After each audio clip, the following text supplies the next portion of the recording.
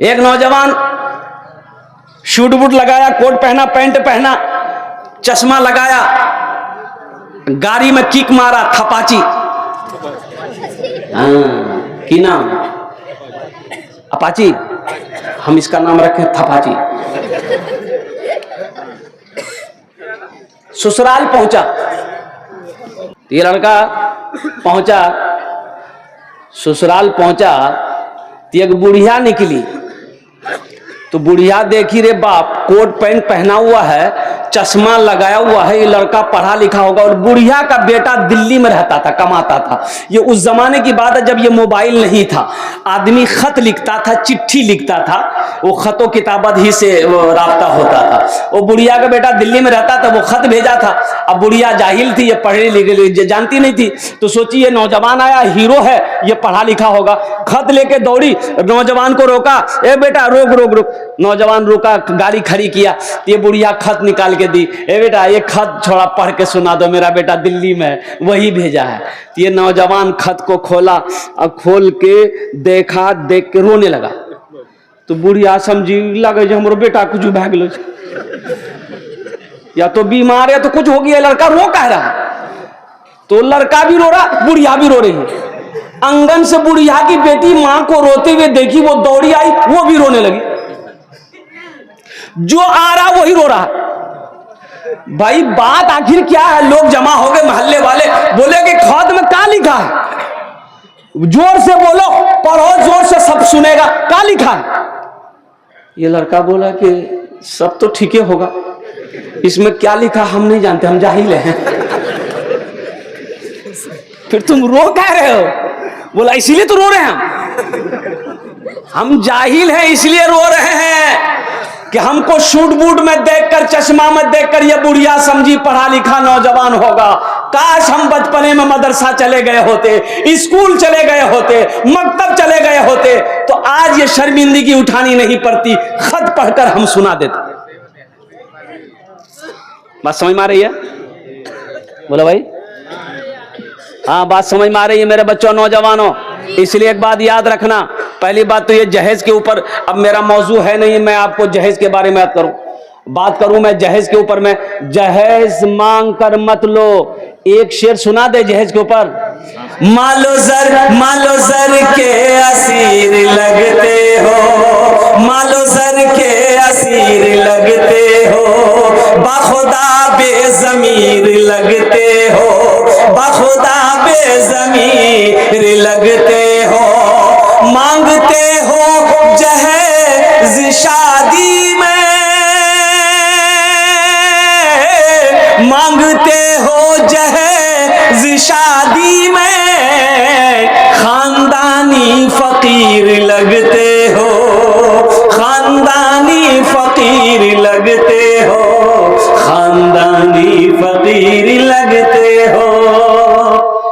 एक अहद कर लो, ना जहेज देंगे ना जहेज लेंगे। अल्लाह के रसूल ने 11 शादी किया। किसने शादी किया? जहेज लिया?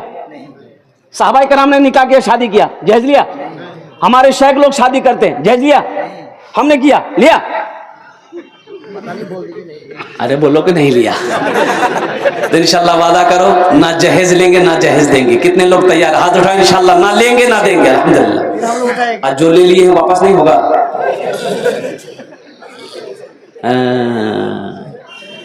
ए दुनिया वालों छोड़ दो आदत जहेज की, अच्छी नहीं है रीत रिवायत जहेज की। सबसे बड़ा जहेज है ए दोस्तों दुल्हन, फिर इसके बाद कुछ नहीं कीमत जहेज की, फिर इसके बाद कुछ नहीं कीमत जहेज की।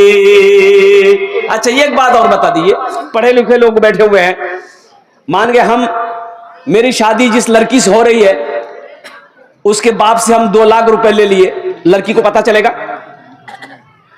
अरे लड़की को पता चलेगा ना कि मोर बाप से 2 लाख टका नहीं है ये, तो वो लड़की आपकी बीवी बनेगी, मजबूरी है। वो लड़की बीवी बनकर घर आ गई, ससुराल आ गई, आपके घर आ गई। वो लड़की दिल से मोहब्बत करेगी? बोलो।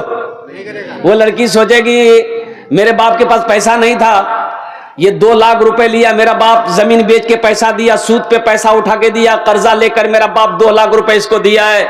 वो लड़की दिल से मोहब्बत नहीं करेगी। वो लड़की सर दबाएगी, बदन दबाएगी, पैर दबाएगी, नट्टी दबा देगी। वजह झमेले खत्म है गए। मांग कर जहेज ना लो, मांग कर नौजवानों एक बात याद रखना मेरे बच्चों, किसी की दौलत से कोई दौलत वाला नहीं बना है। और कुर्बान जाओ, आमनतु बिल्लाहि व मलाइकतिहि व कुतुबिहि व रुसुलिहि वल यौमिल आखिर वल क़द्रि खैरिहि व शर्रिहि मिनल्लाहि तआला वल बाअस बादल मौत। अच्छी बुरी तकदीर पर भी ईमान लाओ। अल्लाह ने तकदीर में दौलत लिख दिया है, इंशाअल्लाह तुम नबी के सुन्नत के मुताबिक निकाह करो, इंशाअल्लाह तुम मिट्टी को छुओगे, मेरा अल्लाह उसे सोना बना देगा। और नबी के सुन्नत के खिलाफ अगर चलोगे तो यहां भी नुकसान है, आखिरत में भी नुकसान है। इसलिए मेरे बच्चों, नौजवानों, अल्हम्दुलिल्लाह नबी के सुन्नत के मुताबिक निकाह करो, निकाह को आसान करो। जिना मुश्किल हो जाए, अगर निकाह को मुश्किल करोगे तो जिना आसान हो जाएगा। अच्छा, वो इधर बाराती लोग भी जाते हैं शादी में, बाराती बाप बाराती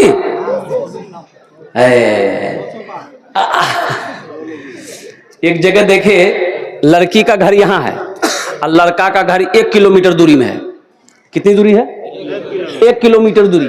अब बाराती के लिए 60 वो स्कॉर्पियो किया है, स्कॉर्पियो खड़ी किया अपना दरवाजा में, तो लड़की का दरवाजा पार कर गया। तो बाराती लेके जाएगा कहां?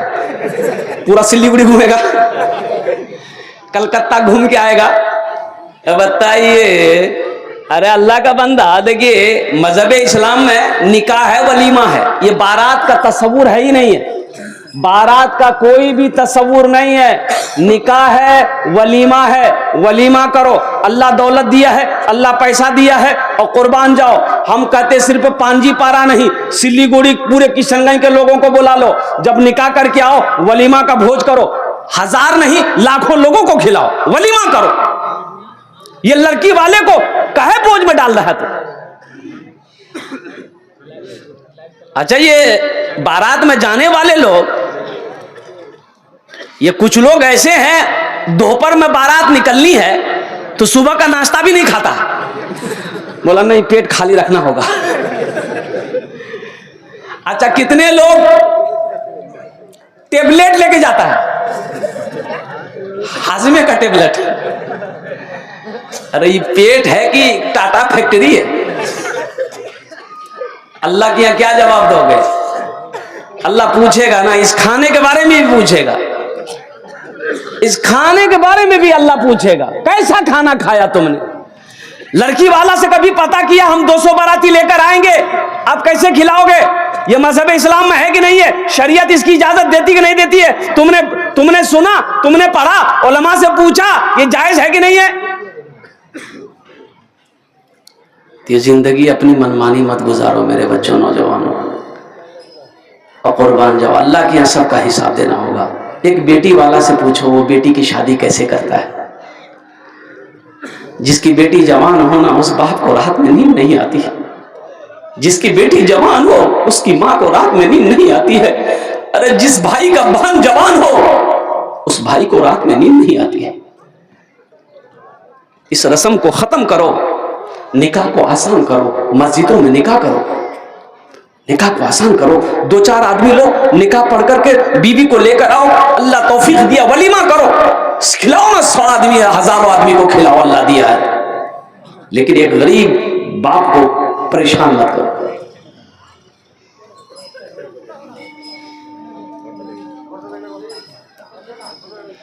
रहिए किसी भी हाल में, चर्चा न कीजिए, रहिए किसी भी हाल में, चर्चा न कीजिए, खुद को किसी के सामने रुसवा न कीजिए, घर में जरूर लाइए